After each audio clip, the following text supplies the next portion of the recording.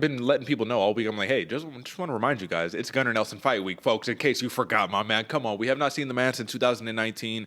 He didn't retire, he didn't, do any of that stuff. He had some injuries, lingering rib injuries, stuff like that, and it just kind of is what it is. You know what I mean? It took time off of his career. However, you got to think about it like this: he hasn't taken damage in the last couple of years. Got through COVID, safe, all that good stuff, and now that his most recent opponent, who was supposed to be Ricky Glenn, was supposed to be the original opponent, grappler on grappler for Gunnar Nelson. Now you get a short notice replacement because Ricky Glenn tore his groin, supposedly, or injured his groin, something like that. You fight Takashi Sato, which is a different opposition, a different test, a different skill set right there. But I do think that Gunnar Nelson holds the keys to victory in this fight.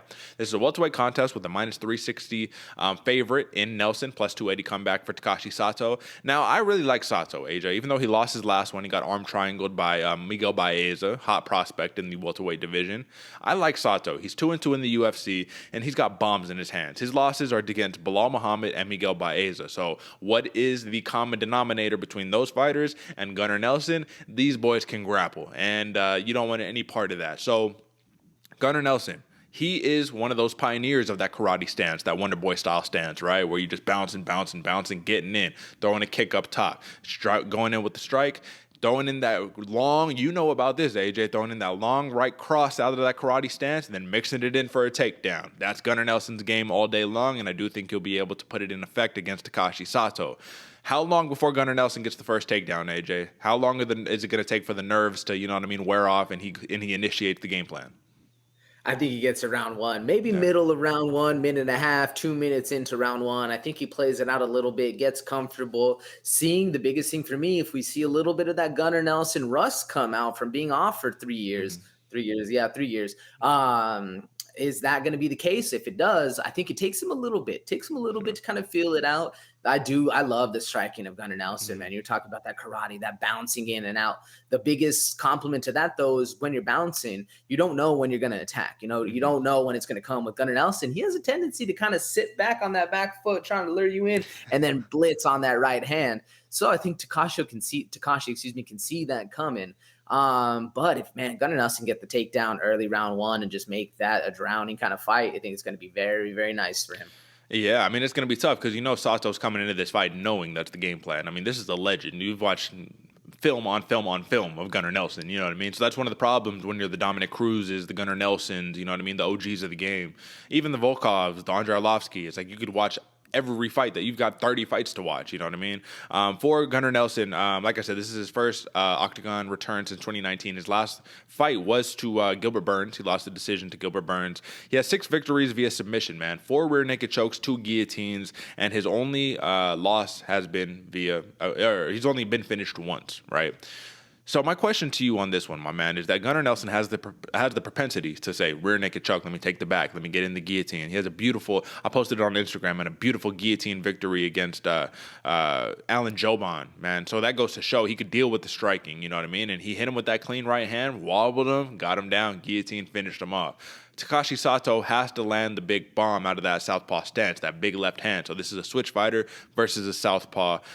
Do you think Takashi Sato has the skill set against a Gunnar Nelson to put him out on the feet? Because it's difficult engaging with that karate style. We're talking about the grappling. Clearly, Nelson has the advantage there. But I think Sato, 11 knockouts, my man. You don't get 11 knockouts for no reason.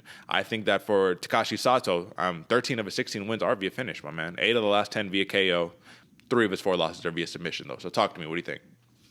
Does Takashi Sato have the ability to get the knockout on Gunnar Nelson? I think so, man. He's a finisher. Like you said, 13 of 16 by finish.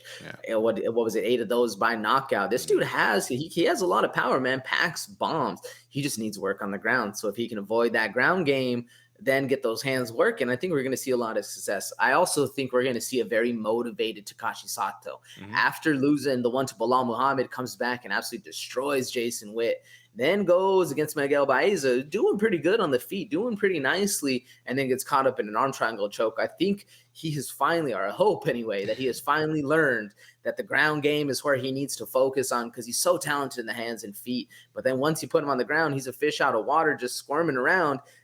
I'm curious to see how far the ground game of Sato has evolved. Because I think he can get the knockout on the ground. I'm sure you'd agree with me, but how far has that ground game actually evolved That's what I'm looking to see. Do you think he's actually taken some time to exploit his own holes and kind of get working on that ground game? Or are we going to see him stick to what's got him to the show? What do you think? I think he has to stick to the bread and butter. I think any grappling is going to be defensive grappling for Takashi Sato. But listen, man, it's a different caliber to get to the level of experience that Gunnar Nelson has. It's a different thing. You know what I mean? That's like being like, well, I want to get my jiu-jitsu good. Even though I'm a Muay Thai striker, I want my jiu-jitsu to be as good as Mackenzie Dern's. It's like, well, that's just that's a lifetime of jiu-jitsu right there. You know, like it's going to take a little longer than 6 months, a year, whatever. Either way, my man, striker versus grappler, karate dude versus big left hand that's going to put your lights out. Who do you like here? The over and under in this fight, AJ, is a 1.5 round. So the odds makers are expecting a finish. You like Nelson? You like Sato? Who's it going to be? Oof, man, I like Gunnar Nelson in this one.